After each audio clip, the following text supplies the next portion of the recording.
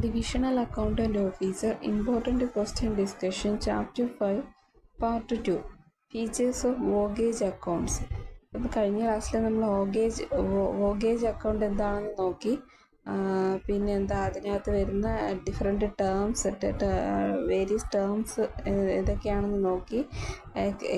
Terms means expenditures revenue generate ചെയ്യുന്ന ടേമുകളാണ്. ചില items നമുക്ക് ഇൻകം ജനറേറ്റ് ചെയ്യുന്നുണ്ട്, ചിലത് എക്സ്പെൻഡിച്ചേഴ്സാണ്. അപ്പോൾ ഇനി നമ്മൾ നോക്കേണ്ടത് ഫീച്ചേഴ്സ് ഓഫ് വോഗേജ് അക്കൗണ്ടാണ്. നമുക്ക് നോക്കാം features of voyage account. First question number 25. What are the features of voyage accounting? ഇപ്പോൾ വോഗേജ് അക്കൗണ്ടിങ്ങിൻ്റെ ഫീച്ചേഴ്സ് എന്തൊക്കെയാണ്? ഒന്ന്, separate account for each voyage. ഓരോ ജേണിക്കും ഓരോ സെപ്പറേറ്റ് അക്കൗണ്ടാണ് മെയിൻറ്റെയിൻ ചെയ്യുന്നത്. ഇപ്പം നമ്മുടെ കേരളത്തിൽ നിന്നും ഷിപ്പിൽ കുറച്ച് സാധനങ്ങൾ ഫോറിൻ കൺട്രിയിലോട്ട് പോവുകയാണ്. അപ്പം ഓരോ പ്രാവശ്യം പോകുന്ന ജേണിയിലും ഓരോ സെപ്പറേറ്റ് അക്കൗണ്ടാണ് മെയിൻറ്റെയിൻ ചെയ്യുന്നത്. Second, voyage progress is treated specially. അപ്പോൾ വോഗേജ് ഇൻ പ്രോഗ്രസ് എന്ന് പറയുന്നത് ട്രീറ്റ് ചെയ്യുന്നത് സ്പെഷ്യലി ആണ്. 3, carry of both cargo and passengers.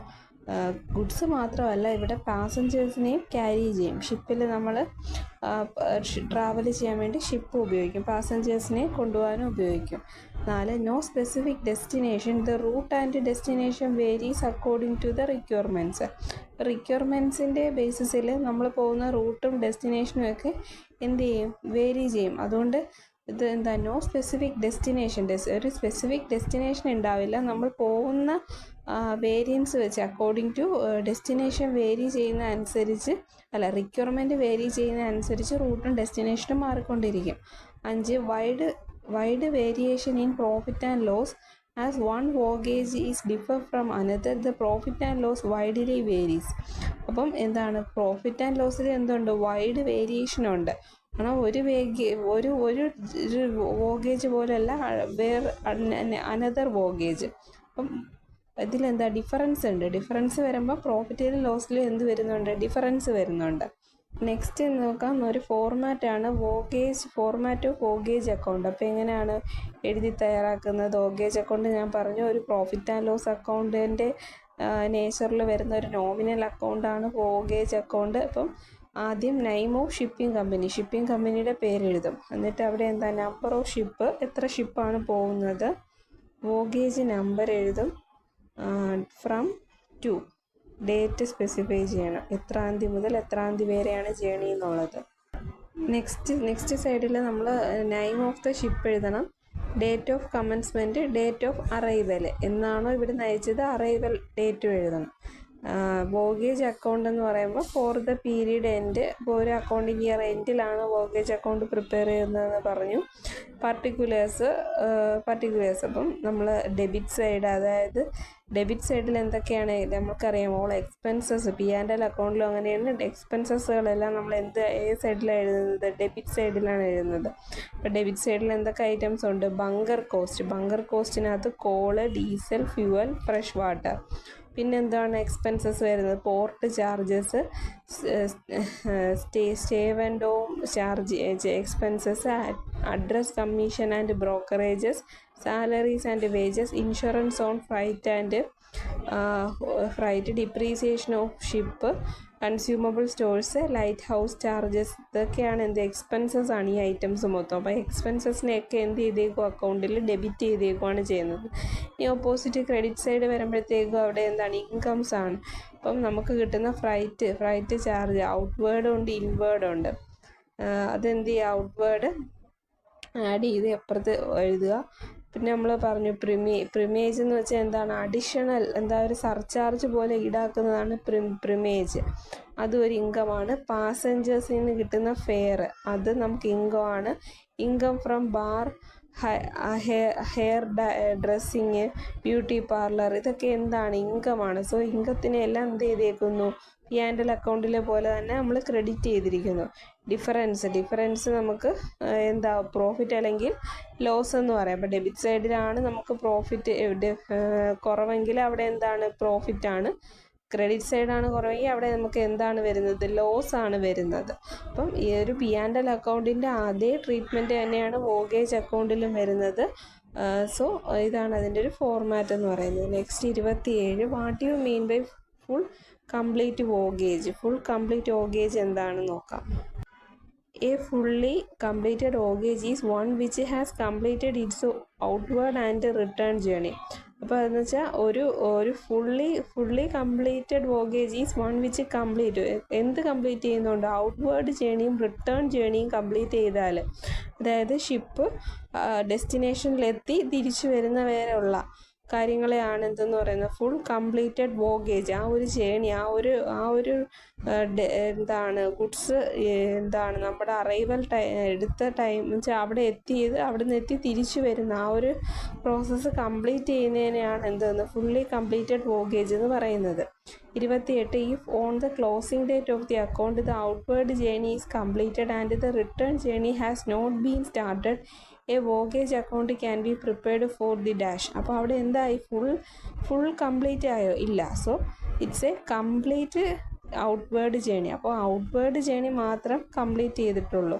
Outward journey is completed. അപ്പോൾ അവിടെ എന്ത് ടൈപ്പ് ഓഫ് ഏതാണ് വോഗേജ് ആണ്, കംപ്ലീറ്റ് ഔട്ട്വേർഡ് ജേണിയാണ്. റിട്ടേൺ തുടങ്ങിയിട്ടില്ല, റിട്ടേൺ വന്നിട്ടില്ല. Return journey has not been started. അപ്പം അവിടെ എന്താ ഫുള്ള് വരാൻ പറ്റുമോ, ഇല്ല. അപ്പം വെറും കംപ്ലീറ്റ് ഔട്ട്വേർഡ് ജേണീനെ പറയാൻ പറ്റൂ. 29, if a voyage is fully completed the entire amount of the expenses for the voyage is debited in the account and the amount of income received is credited in the account. അപ്പോൾ എങ്ങനെയാണ്, fully completed വോഗേജ് ആണെങ്കിൽ ഇത് entire amount of എക്സ്പെൻസസിനെ എന്ത് ചെയ്യണം, debit ചെയ്യണം. ഏത് അക്കൗണ്ടിൽ, voyage അക്കൗണ്ടിൽ. പിന്നെന്താ, ഫുള്ളി ഇൻകം ആണെങ്കിലോ, ഇൻകം റിസീവ് ചെയ്യുന്നതാണെങ്കിലോ വോഗേജ് അക്കൗണ്ടിൽ ക്രെഡിറ്റ് ചെയ്യണം. Next 30, the difference in the voyage account is transferred to dash. അപ്പം ഡിഫറൻസ് ഏതിലോട്ടാണ് മാറ്റുന്നത്, ജനറൽ പ്രോഫിറ്റ് ആൻഡ് ലോസ് അക്കൗണ്ടിലോട്ടാണ് വോഗേജ് അക്കൗണ്ടിൻ്റെ ഡിഫറൻസ് നമ്മൾ ട്രാൻസ്ഫർ ചെയ്യുന്നത്. നെക്സ്റ്റ് 31 ഒരു പ്രോബ്ലം ആണ്. The problem for fully completed voyage account. നമുക്ക് നോക്കാം പ്രോബ്ലം. ജലറാണി ഇസർ ship limited commencement a voyage on number 362 on 1st October 2040 from Kochi to London and back. The voyage was completed on 30 November 2014. It carried a consignment of a tea on its outward journey and a machinery of its return journey. The ship was insured and the annual premium was 1,20,000. Prepare an voyage account for the following particulars. അപ്പോൾ ഇവിടെ എന്താണ്, ഈ ജലറാണി എന്ന് പറയുന്ന ഒരു shipping company commit ചെയ്തു ഒരു വോഗേജ്. എന്നാണ്, 1st October 2014. എവിടെ നിന്ന് എവിടെ വരെ, കൊച്ചി ടു ലണ്ടൻ ആൻഡ് തിരിച്ചുകൊണ്ട് വോഗേജ്. Voyage was completed. അപ്പം 1 October 2014 സ്റ്റാർട്ട് ചെയ്ത വോഗേജ് November 30, 2014 November 30 കംപ്ലീറ്റ് ചെയ്തത്. അപ്പോൾ ഈ കൺസൈൻമെൻറ്റിൽ എന്താണ്, റിട്ടേൺ ഉണ്ടായിരുന്നു. അങ്ങോട്ട് പോയത് ടീ ആയിട്ടാണ്, തിരിച്ചു വന്നത് കുറച്ച് മെഷീനറി ആയിട്ടാണ് തിരിച്ചു വന്നത്. അപ്പോൾ ഷിപ്പ് ഈസ് എൻഷുർഡ്. ഷിപ്പിന് മൊത്തത്തിൽ ഇൻഷുർഡ് ചെയ്തിട്ടുണ്ട്, ഇൻഷുറൻസ് എടുത്തിട്ടുണ്ട്. എത്രയാണ് ആനുവൽ പ്രീമിയം, എത്രയാണ് അടയ്ക്കുന്നത്, 1,20,000. അപ്പോൾ ഇത്രയും ഡീറ്റെയിൽസ് വെച്ചിട്ട് താഴെ നമുക്ക് കുറേ കാര്യങ്ങളും കൂടെ തന്നിട്ടുണ്ട്. അതെല്ലാം കൂടെ വെച്ചിട്ട് പ്രിപ്പയർ വോഗേജ് അക്കൗണ്ട്. അപ്പം എന്തൊക്കെയാണ് നമുക്ക് തന്നിരിക്കുന്നത്, ഫ്രൈറ്റ് ഔട്ട്വേർഡ് തന്നിട്ടുണ്ട് 5 ലക്ഷം. പിന്നെന്താണ്, ഇൻവേർഡ് തന്നിട്ടുണ്ട് 3,80,000. പോർട്ട് ഡ്യൂ ഉണ്ട് 25,000. ബങ്കർ കോസ്റ്റ് ഉണ്ട് 1,50,000. വേജസ് ആൻഡ് സാലറി എത്രയാണ്, 2,50,000. പിന്നെന്താ, സൺട്രി എക്സ്പെൻസസ് ഒരു 25,000. Passage money received 50,000. എന്താ, ലൈറ്ററേജ് ചാർജസ് 33,000. ഡിപ്രീസിയേഷൻ ഒരു 4,80,000. സ്റ്റോഴ്സ് 84,000. പിന്നെ ഒരു അഡീഷണൽ കാര്യങ്ങളായിട്ട് പറഞ്ഞേക്കുന്നത് എന്താണ് address commission 5% on outward and 4% on inward freight. Primage is 5% on freight. അപ്പം ഇത് നമുക്ക് നമ്മുടെ പർട്ടിക്കുലേഴ്സിലുള്ള ഇതിൽ നിന്ന് കാൽക്കുലേറ്റ് ചെയ്യാൻ വേണ്ടിയാണ് താഴത്തെ അഡ്ജസ്റ്റ്മെൻറ്റുകൾ തന്നിരിക്കുന്നത്. Managers is to get a commission of 10% of the net profit earned after charging such commissions. പിന്നെന്താ, മാനേജേഴ്സിന് 10% കമ്മീഷൻ കൊടുക്കണം നെറ്റ് പ്രോഫിറ്റ് ഏൺ ചെയ്തതിന് ശേഷമുള്ളത്. Stores and coal on hand were valued at 15,000 on 30 November 2014. ഇത്രയും കാര്യങ്ങൾ വെച്ചിട്ട് നമുക്ക് എന്ത് തയ്യാറാക്കണം? ഒരു ഓഗേജ് അക്കൗണ്ട് തയ്യാറാക്കണം. ആരുടെയാണ്? ജലറാണി എന്ന് പറയുന്ന ഷിപ്പിംഗ് കമ്പനിയുടെ. നെക്സ്റ്റ് നമുക്ക് നോക്കാം എങ്ങനെയാണ് ആ ഒരു അക്കൗണ്ട് വരുന്നതെന്ന്. അപ്പം നമ്മൾ ആദ്യം എഴുതുമ്പോൾ ആ കമ്പനിയുടെ പേര്, അത് കഴിഞ്ഞ് number of ship, voyage number, from എവിടം തൊട്ട് എവിടം വരെ, കൊച്ചി ടു ലണ്ടൻ. പിന്നെന്താണ്, ഡേറ്റ് ഓഫ് കമൻസ്മെൻ്റ് ഉണ്ട്, നമുക്ക് ക്വസ്റ്റ്യൻ തന്നിട്ടുണ്ട്. 1 ഒക്ടോബർ 2014. അറൈവ് ചെയ്തതെന്നാണ്? അറൈവ് ചെയ്തത് 30 നവംബർ 2014. പിന്നെന്താണ്, voyage account for the year ended എത്രയാണ്? 1 ഒക്ടോബർ ടു 13 നവംബർ 2014. അപ്പം നമുക്ക് ഡെബിറ്റ് സൈഡും ഉണ്ട് ക്രെഡിറ്റ് സൈഡും ഉണ്ട്. നമുക്ക് ഡെബിറ്റ് സൈഡിൽ എന്താണ്, പർട്ടിക്കുലേഴ്സിൽ നമുക്ക് എല്ലാ എക്സ്പെൻസസും ആണ് അവിടെ പോസ്റ്റ് ചെയ്യേണ്ടത്. അപ്പോൾ എന്തൊക്കെ എക്സ്പെൻസസ് ഉണ്ട്? പോർട്ട് ഡ്യൂ ഉണ്ട്. പോർട്ട് ഡ്യൂ എത്രയാണ്? 25,000 എഴുതി. ബങ്കർ കോസ്റ്റ് എത്ര എഴുതി? 1,50,000. Wages and salary 2,50,000. സ്റ്റോർ എത്രയുണ്ട്? 84,000. Sundry expenses 25,000. ലൈറ്റേജ് ചാർജസ് 33,000. ഡിപ്രീസിയേഷൻ എത്രയാണ്? 80,000. അപ്പോൾ എങ്ങനെയാണ് ആ ഡിപ്രീസിയേഷൻ അവിടെ എഴുതിയത്? ഡിപ്രീസിയേഷൻ നമ്മൾ 80,000 എഴുതിയത്. ക്വസ്റ്റ്യനിൽ പർട്ടിക്കുലേഴ്സിൽ 4,80,000 ആണ്. പക്ഷെ നമുക്കിത് 2 മാസത്തേക്കാണ്, ഒക്ടോബർ നവംബർ. അപ്പോൾ എത്രയാണ്? 4,80,000 ഇൻറ്റു 2 ഡിവൈഡഡ് ബൈ 12. അപ്പോൾ എത്ര കിട്ടും? 80,000 എന്ന് വരും. ആ 80,000 ആണ് നമ്മൾ എക്സ്പെൻസസ് ആയിട്ട് അക്കൗണ്ടിൽ കാണിച്ചേക്കുന്നത്. ഡിപ്രീസിയേഷൻ നമുക്ക് 2 മാസത്തേത് കണ്ടാൽ മതി, കാരണം നമ്മൾ 2 മാസത്തെ അക്കൗണ്ടാണ്, ഓഗേജ് അക്കൗണ്ടാണ് പ്രിപ്പയർ ചെയ്യുന്നത്. അതുകൊണ്ടാണ് ഈ 4,80,000 ഡയറക്റ്റ് എടുക്കാത്തത്. 4,80,000 ഇൻറ്റു 2 ഡിവൈഡഡ് ബൈ 12 എത്ര കിട്ടി? 80,000. ഇനി നമ്മൾ അടുത്ത എന്താണ് എഴുതിയേക്കുന്നത് അക്കൗണ്ടിൽ? ഇൻഷുറൻസ് എങ്ങനെയാണ്? 20,000 വന്നത് ഇൻഷുറൻസ് നമ്മൾ എത്രയാണ് പേ ചെയ്യുന്നത്? 1,20,000 ആനുവലി നമ്മൾ പേ ചെയ്യുന്നുണ്ട്. അപ്പോൾ 2 മാസത്തെ ഇൻഷുറൻസ് കാണാൻ എങ്ങനെയാണ്? 1,20,000 ഇൻറ്റു 2 ഡിവൈഡഡ് ബൈ 12. അപ്പോൾ എത്ര കിട്ടി? 20,000. അങ്ങനെയാണ് 20,000 നമ്മൾ അക്കൗണ്ടിൽ കാണിച്ചേക്കുന്നത് എക്സ്പെൻസസ് ആയതുകൊണ്ട്. പിന്നെ എന്താ, അഡ്രസ് കമ്മീഷൻ എത്ര കാണിച്ചേക്കുന്നു? 40,950.